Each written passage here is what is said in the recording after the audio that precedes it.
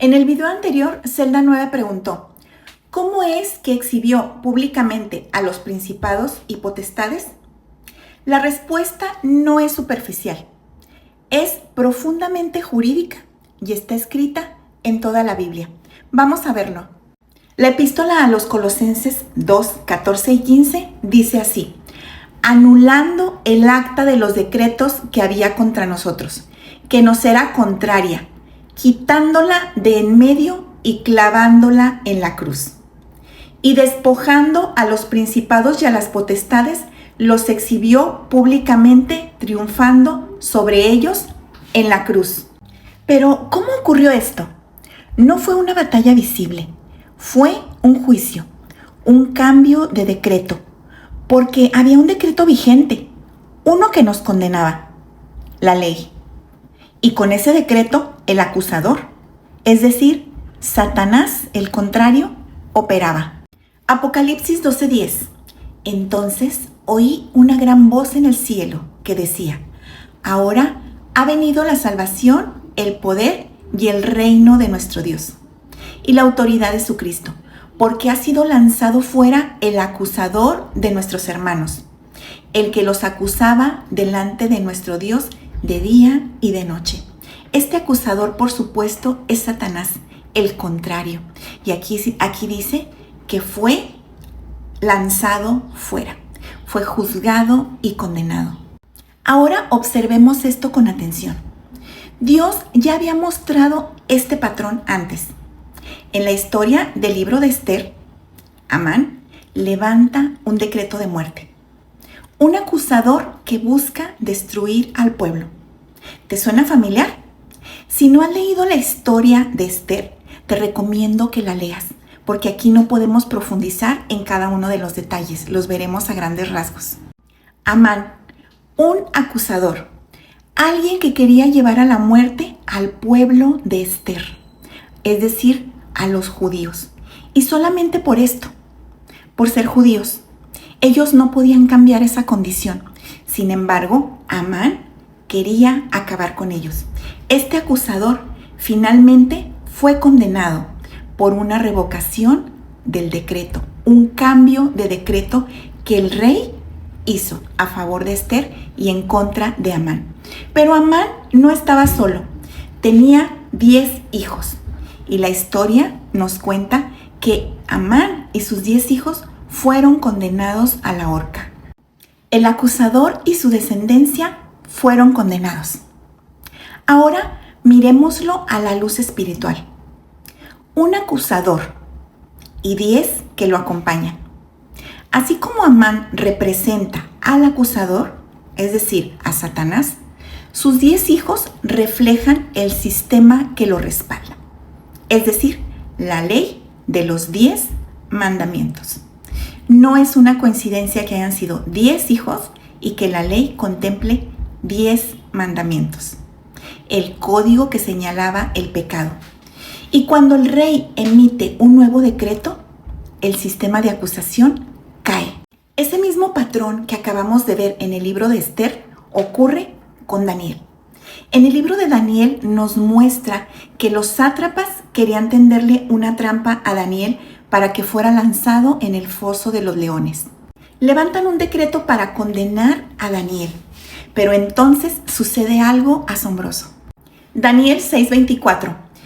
Y dio orden el rey, y fueron traídos aquellos hombres que habían acusado a Daniel, y fueron echados en el foso de los leones, ellos, sus hijos y sus mujeres.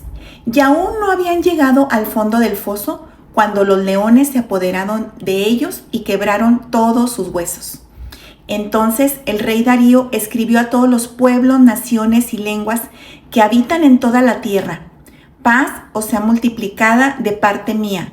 Es puesta esta ordenanza, que en todo el dominio de mi reino todos teman y tiemblen ante la presencia del Dios de Daniel, porque Él es el Dios viviente y permanece por todos los siglos, y su reino no será jamás destruido, y su dominio perdurará hasta el fin. Como vemos, el decreto fue cambiado a favor de Daniel y en contra de sus acusadores. Aquellos que acusaron son echados al foso de los leones y vemos que el patrón se repite. 2 veces, uno con Esther, otro con Daniel. Siempre la Biblia dice que todo testimonio es válido con la presencia de 2 o 3 testigos.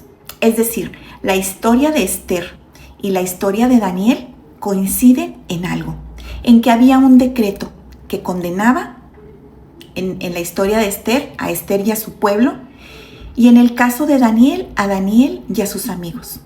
Pero esos acusadores que buscaban su muerte, que buscaban la condenación de estos personajes, finalmente fueron acusados con el mismo decreto con el que ellos habían acusado a los otros.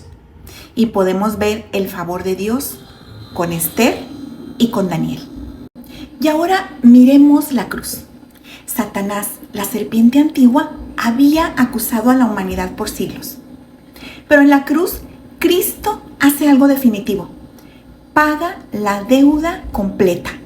Romanos 8, 1 y 2 dice así: ahora pues, ninguna condenación hay para los que están en Cristo Jesús, los que no andan conforme a la carne, sino conforme al Espíritu. Porque la ley del Espíritu de vida en Cristo Jesús me ha librado de la ley del pecado y de la muerte. Me ha librado de ese decreto adverso que había en mi contra, que me era contrario. Y Hebreos 10:14, porque con una sola ofrenda hizo perfectos para siempre a los santificados. El decreto fue satisfecho. La ley ya no puede condenar a quien ha sido justificado. Entonces, ¿qué pasa con el acusador? Se queda sin argumentos, sin voz. Romanos 8:31. ¿Qué pues diremos a esto? Si Dios es por nosotros, ¿quién contra nosotros? El que no escatimó ni a su propio Hijo, sino que lo entregó por todos nosotros, ¿cómo no nos dará también con Él todas las cosas? ¿Quién acusará a los escogidos de Dios? Dios es el que justifica. Nada nos separará del amor de Cristo y nadie nos puede acusar, porque Cristo fue el que murió por nosotros, el que cambió ese decreto adverso, ese decreto que había en nuestra contra, que nos era contrario, lo clavó en la cruz. Y al final el mismo acusador, el que nos acusaba delante del Padre, ya ha sido juzgado. Dice Juan 16:11, por cuanto el príncipe de este mundo ya ha sido juzgado. Y Apocalipsis 20:10, y el diablo que los engañaba fue lanzado en el lago de fuego y azufre. Así como Amán cayó en su propia horca y sus hijos con él, así como los sátrapas fueron lanzados al foso, así también Satanás será juzgado con el mismo sistema con el que acusaba. Ahora miremos esto desde otra perspectiva. Cuando un rey vencía en batalla, exhibía a sus enemigos como botín de guerra. Y esto es precisamente lo que hizo Cristo en la cruz. Pero vamos a verlo en la Biblia. En Génesis 14, del 17 en delante, no lo vamos a leer ahorita todo por cuestiones de tiempo, pero se narra la historia de Abraham. Dice que cuando Abraham vence, presenta el botín ante el rey de Sodoma y entrega el diezmo a Melquisedec. Y la Escritura dice en la Epístola de los Hebreos que Melquisedec es figura de Cristo. Abraham entrega los diezmos, que son figura de los 10 mandamientos, y el botín de guerra, es decir, a los derrotados. Aquí podemos ver esta imagen con un poco más de claridad. Aquí se representa a Melquisedec, al rey y a Abraham. Y los demás que están ahí, pues son el botín de guerra que Abraham exhibe. Ahora observemos el paralelismo.